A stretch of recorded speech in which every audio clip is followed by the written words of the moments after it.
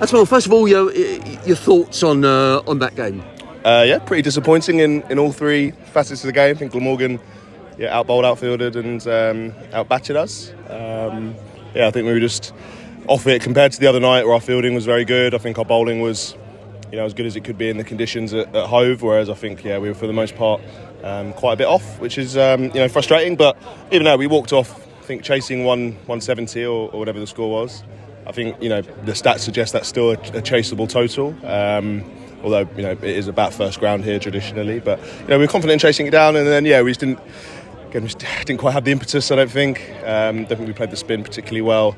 But frustrating one. But early days in the competition. You said you would have batted first. How big a part did the wicket play today, Tamal? Yeah, they've obviously got a few good spinners. Obviously, they have 3 leg spinners who bowled today, and the wicket, maybe got a little bit slower and was pretty dry, kind of in the second half. But I think the stats just tend to suggest over the last few years it is better to bat first here in Glamorgan. It's what we would have done if we would have won the toss as well. Let's talk about bright spots. James Cole's a personal best in T20. What do you make of his performance? Yeah, I was keen. Cole's keen. I identified as a player I was keen to give a really good opportunity to this year.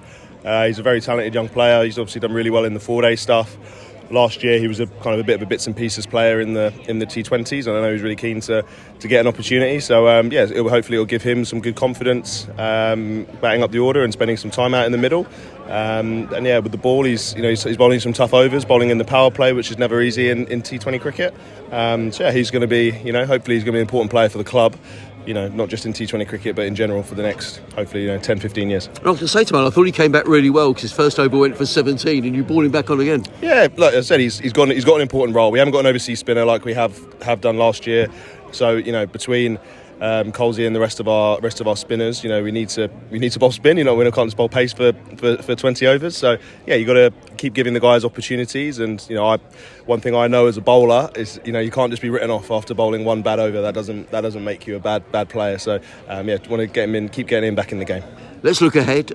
Surrey coming up at the Oval on Friday. What are your thoughts looking ahead to that game, Tamal? Yeah, it's good. We'll have a few days off, which is nice.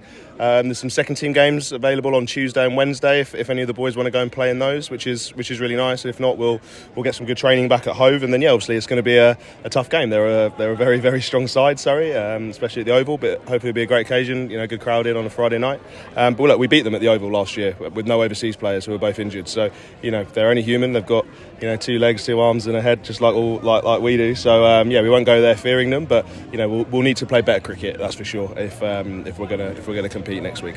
Well, let's not forget your own form. 8 wickets so far, 4 in each match. You must be very pleased where you're bowling anyway. Yeah, look, it's always something I take pride of, and it was something I was very keen to not let wane.